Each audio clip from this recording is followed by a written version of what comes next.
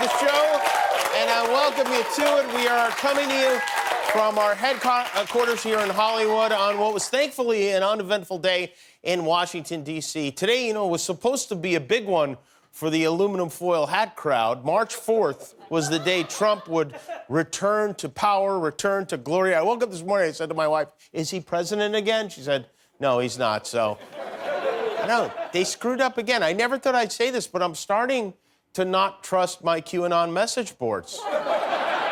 Donald Trump was not re-inaugurated as the prophecy foretold. He was not sworn in. He did not order the military to capture the Pope. He did take his pills without the nurse having to wrap them in salami today, so that was good. But otherwise, we didn't hear a peep out of him. The police were on high alert outside the Capitol because of threats, fears of the kind of violence we saw on January 6th. The House even canceled their session today out of an abundance of caution. This was the scene on Capitol Hill. Kind of had a fun North Korea-type vibe going. Why is it that people who claim to love our country the most are also the ones who threaten to blow it up? These conspiracy aficionados picked the date March 4th because it is the date on which presidents used to be inaugurated in the olden times, which is so random. March 4th is also the anniversary of the first People's Choice Awards. And by the way, the people chose Joe Biden, so, I don't know, just get off the queue and call your children. They're worried about you. Even though none of these predictions ever come true, they keep coming. In fact, now they're stealing plots from Nicolas Cage movies. There are a few things that they believe. So the first thing was that it's not really Biden, and like the movie Face Off, that it's really President Trump. And the reason that President Biden is always wearing a mask isn't because of COVID-19. It's because they haven't synced up the mouth yet between, you know, the facial mask of Biden and how President Trump is imitating Biden. Yeah, well, that makes sense if you think about it. He is really good at imitations, even for crazy people. I mean, all right, let's assume that this is correct. Let's assume Donald Trump is indeed wearing a mask that looks like Joe Biden with a little blue mask on top of it to hide his mouth. Let's take a leap off that bridge and go along with that being true. How do you explain the fact that he's tucking in an extra 112 pounds? I mean, what is that? Is there a magic set of Spanx I don't know about? Because if there is, I would like to know about them. Here's all you know.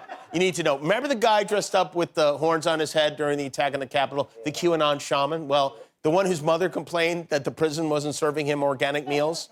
His name is Jacob Chansley. He sat for an interview with CBS from incarceration, and according to him, we have it all wrong. My actions were not an attack on this country. That is incorrect. That is inaccurate. Entirely. How would you describe them? My actions on January 6th, how would I describe them? Well, I sang a song, and that's a part of shamanism. It's about creating positive vibrations in a sacred chamber. Okay, I actually stopped somebody from stealing muffins out of the break room. He literally stopped the steal of muffins. Go ahead and pee on Chuck Schumer's chair, guys. God's sake, don't touch the muffins. It's funny, now that you see him, you'll understand why he wore the headdress. He's bald.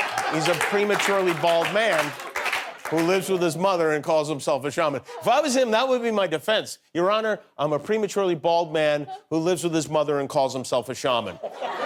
Haven't I suffered enough? And while this story about being on Muffin Patrol was cute, CBS followed up with some facts about what he had on him. We should add, while he was protecting those muffins, he also had a flagpole with a spear point at the end that prosecutors say was a weapon. And he wrote a note to Mike Pence saying justice is coming. So clearly the shaman contains multitudes. Clearly, he has them. Poor Mike Pence. You know Mike Pence works at a mattress store now? It's true. He's selling Sealy Posturepedics at a mattress warehouse in Fort Wayne, Indiana. Donald Trump is said to be plotting his political future right now. And the rumor is he's in the market for a new running mate, which is funny. Trump thinking Pence is the problem is like Hitler blaming his German shepherd for losing World War II. Trump is reportedly thinking about picking a woman or a person of color as his running mate. That's going to be a tough choice. Who do you go with, Diamond or Silk? They're both... Trump advisor Jason Miller called the reports fake news. He said no such conversations are happening. The president is still entirely focused on whining about losing in 2020. So Trump should just go without a running mate. Or even better, he should make it into a show. 24 candidates, one highly coveted position. Who will be the next VP? That's a pretty tough question. The daughter, the second favorite son, the third favorite son, Hee-Haw Holly, Lobato Marge, Papa John, the ghost of Rush Limbaugh, this pile of old wet socks, a hunted mannequin, Lady Rudy, a MyPillow with a mustache, or Miss Venezuela 2003. Celebrity Veep Prentice, Thursdays at 8, followed by an all-new How I Met Mother, only on Newsmax. Oh, you guys, I would watch that. I think we're focusing on the wrong thing here. Never mind his running mate. The real question is, who's going to be Donald Trump's cellmate in 2024? I vote for R. Kelly. Joe Biden has only been president for 6 weeks, but that doesn't matter to Republicans who've been frothing at the mouth to pounce on him. Senator John Barrasso of Wyoming stopped by his local Kinko's to print something out to give our new president a grade on one hell of a curve. If you were to grade Joe Biden's abilities to keep his promises of opening schools, Joe Biden's report card, he deserves an F. And it's a well-deserved grade for him, because he promised that he would have the schools open all across America within 100 days. And he's failed, and we're halfway there. Wait, how can you fail if we're halfway there? Okay, kids, time's halfway, pencils down. And by the way, he's been president for 43 days. Is 43 half of 100? Give yourself an F, too.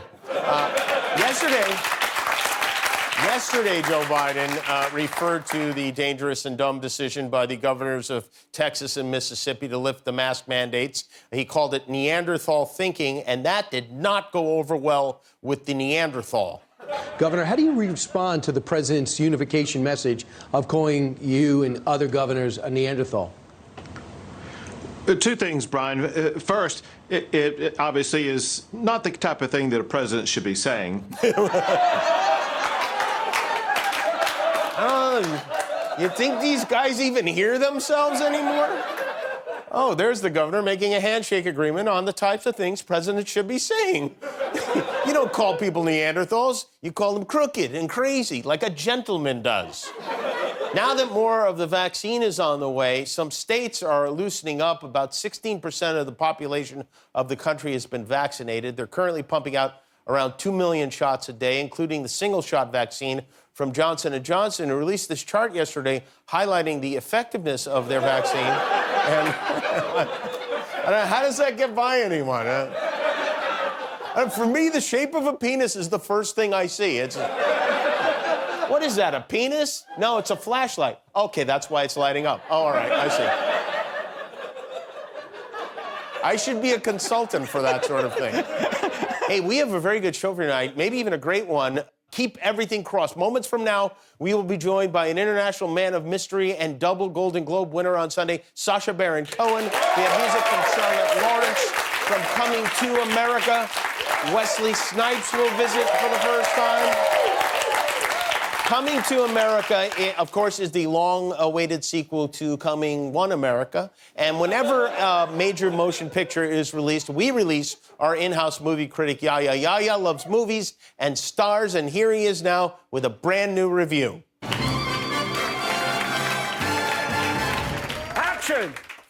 Today I talk about the movie Come to America, and today the main guy in the movie, Eddie Murphy, and he come all the way from Africa. We are going back to America. Oh, hell no, Your Majesty. Come on! Actually, Eddie Murphy, I saw him like 1980 for the movie Beverly Cop. The first, he's like comedian. Every time wearing the red suit, he say, very funny guy. He did also the movie, I love it, 48 Hour. And the guy, Nick Nolte, he's the cop. He look like homeless now, I don't know. The other guy in the movie, the assistant for Eddie Murphy, his name Arcelto Hells, you know, and he do like who. Everybody in the show, you do same. And he's the guy, American Crazy. He's in that movie also. He's in the show TV, Saturday Night Live. And after the guy Wesley Snipes, he do a lot of good movie. He do like the movie, he's like Dracula. He take the blood, you know, and he got power. The other movie for Wesley Snipes, he made sex with white woman. I think we should give him fever.